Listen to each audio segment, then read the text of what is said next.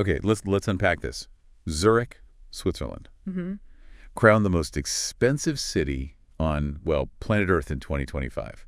I mean, that just stops you in your tracks, doesn't it? It really does. And what's fascinating here is that this isn't just, someone's opinion. We're looking at findings from a really comprehensive 2025 study. Right. They dug into the numbers across 327 cities using 6 key measures: general cost of living, rent, the combined cost of living plus rent, Okay. what you'll pay at eating out, groceries, and crucially, local purchasing power, how much bang locals actually get for their buck. So our mission today is to get beyond just the headline, right? Really understand what's driving these costs and, well, what it all means. Absolutely. It's not just about bragging rights, is it? This impacts real people, real budgets. Exactly. And the top of this list is just dominated by one nation, Switzerland. Yeah. Zurich at the summit, then Lausanne and Geneva right behind it.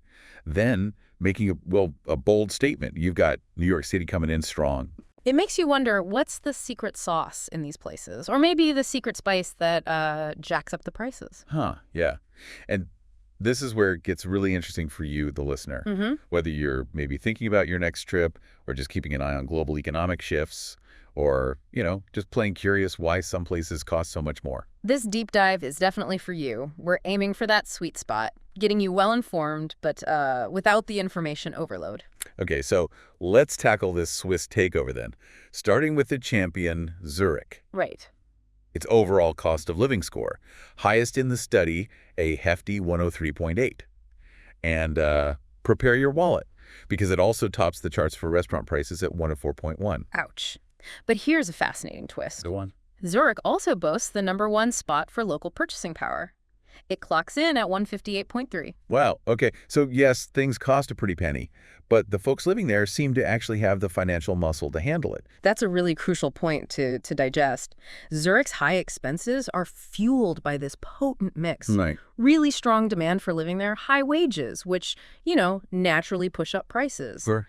A definite shortage of affordable housing, and just a rock-solid overall economy. And if we connect this to the bigger picture, Switzerland consistently ranks near the top for quality of life. Right. Like third globally in this assessment. Exactly. So you're likely paying a premium for, well, a whole host of benefits. It's not just expensive. Okay, taking the silver medal then. Oh. We have Lausanne, cost of living score, 100.9. Mm-hmm.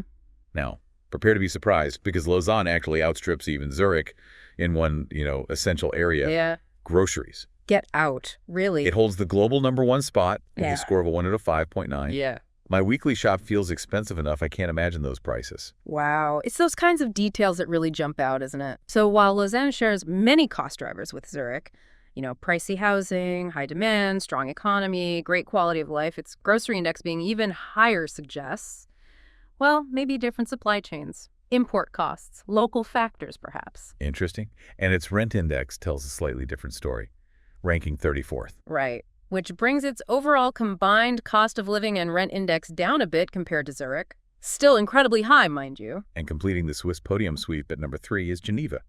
Cost of living score, 100.7. I mean, just a hair's breadth behind Lausanne. Very close. Now, Geneva actually goes one better than both Zurich and Lausanne in a few key areas: groceries, restaurant prices, and local purchasing power. Oh, yeah. Its purchasing power score is a remarkable 161.4. That's huge. Yeah. So Geneva presents another slightly different picture again. Its rent index is also higher than Lausanne's, though still not quite as steep as Zurich's. Right. And when we consider that Switzerland is frequently called the world's best country, as this study notes, Yeah, I saw that. it really reinforces this idea that the overall desirability, the high standard of living, are significant contributors to the elevated costs across these cities. Makes sense.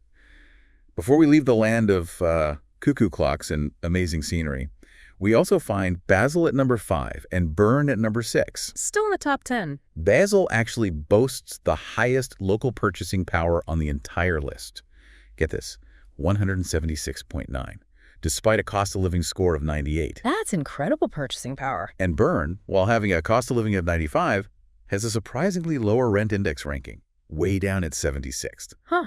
It really highlights that this concept of expensive isn't really a one-size-fits-all label, is it? Absolutely not. Even within a relatively small country like Switzerland, you see these fascinating variations. Yeah. The underlying factors tend to be consistent high demand, limited availability, strong economies, high wages, that pervasive high quality of life. But, the specific dynamics of local housing markets, regional economies, access to certain goods, they clearly play a big role in shaping those different scores. All right, let's trade the Alps for skyscrapers then. Head across the Atlantic to the city that never sleeps, New York City. Number 4.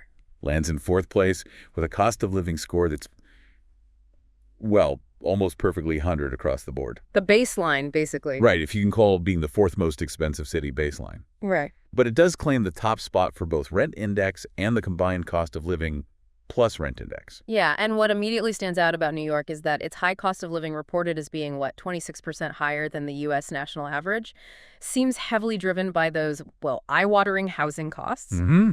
The intense demand fueled by all those high-paying job opportunities, plus the huge cost of maintaining infrastructure, transportation in such a dense place, it all feeds into that number 1 ranking for rent. Okay, then let's jet over to the West Coast.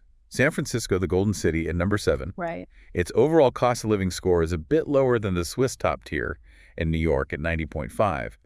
But like New York, its rent index and the combined cost plus rent index are still exceptionally high. Still way up there. And its local purchasing power is also strong, 156.6. But here's a number that might make your jaw drop. Okay. The estimated monthly costs for a family of 4, without even factoring in rent, nearly $5,700. Wow. That's a serious chunk of change. Isn't it? That figure really brings home the sheer expense of just, day-to-day life in San Francisco, even before you get to the notoriously high housing costs. And the study points specifically to its incredibly expensive housing market. It does, often linked directly to the booming tech industry and just the geographical limits of the city. Creates fierce competition for property, pushes prices sky high. Okay, moving south and a little further west. Honolulu, Hawaii at number 8. Paradise comes at a price, it seems. Apparently. Overall cost of living score 86.9, but its grocery index is the second highest globally at a staggering 105.1. Higher than Zurich's overall score, almost, just for groceries. Yeah. And the total cost of living is reportedly 85% higher than the U.S. national average, with housing costs over 200% more expensive. Whoa, that's colossal. It is. Honolulu's unique island situation is a major factor here, clearly. The desirability, the beauty drives up demand, but limited real estate inflates housing costs massively. And the importing factor. Exactly. Reliance on importing almost everything, plus higher energy costs, has a huge impact on those grocery and utility bills. Yeah. Makes perfect sense, unfortunately. Okay, back to the mainland, up the coast a bit. Historic Boston at number 9. Mm-hmm. Its highest ranking is 3rd for the rent index. Overall cost of living is 46% higher than the U.S. average. Housing is a whopping 119% higher. Sounds like a familiar story again. High demand, limited supply playing a big role. Seems like it. Yeah, Boston's got those prestigious universities, medical centers, the history, the culture. It makes it highly sought after. Right. That strong demand, plus geographical constraints on, building outwards, puts huge pressure on the housing market, drives up costs. It's almost inevitable. Okay, rounding out the top 12 for the U.S. is the tech hub, Seattle, at number 12. Cost of living score is 78.9. Still pricey. Yeah. Estimated monthly cost for a single person there without rent is close to $1,500. And house prices, 114% more than the national average. Another chapter in the housing affordability saga. There's a but, isn't there? There is. But T, here's a real eye-opener. Seattle boasts the 3rd highest local purchasing power globally, an impressive 172.9. Wow. Okay, so while it's certainly an expensive place to live, the wages seem to be keeping pace, or even outpacing, for a lot of people. It looks that way. Yeah, that high purchasing power we see in Seattle largely reflects its thriving tech sector, right? Provides many residents with substantial salaries. Mm-hmm. So while the cost of living, especially housing, is undeniably high, a significant chunk of the workforce has the financial means to manage it. It really highlights that the relationship between how much things cost and how financially secure people feel isn't always straightforward, does it? Absolutely. Like a purchasing power of 172.9 in Seattle means, roughly, that with the average salary there, you can buy buy about 73% more stuff, goods, and services than someone on the average salary in New York City. That's a huge difference when you put it like that. It really is. NYC is often that baseline, that 100 mark for these comparisons. Okay, now let's cast our gaze on the two non-Swiss, non-US cities that made it into our top 12. Reykjavik, Iceland, comes in at number 10. Interesting. Cost of living score, 83.7. The study points to high taxes, relying heavily on imports, and its geographical isolation as key factors. Makes sense for an island nation like Iceland. And apparently the boom in Airbnb rentals has put a squeeze on the local housing market too, pushing rents up. Yes. The tourism effect. We see that in a lot of desirable places. Its local purchasing power is noted at 101.2. Just above that baseline. Yeah, Iceland's unique geography and economy definitely play a big role. Importing so much, small domestic market, it leads to higher prices, and that tourism impact on housing is a challenge many places are grappling with right now. And finally, at number 11, the vibrant city-state of Singapore. Cost of living score, 79.1. Rent index isn't the absolute highest, but still a major factor in its overall expense.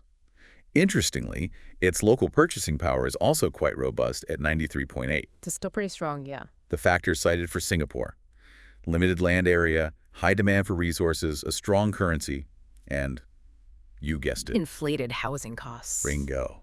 Sounds like a recurring theme in these top-tier cities, doesn't it? It certainly does. Singapore vividly illustrates how land scarcity in a really desirable, economically successful place can just have a profound impact on housing costs. Which then cascades down to everything else. Exactly. But its strong, stable economy also underpins that relatively healthy purchasing power for its residents. It's a balance, sort of.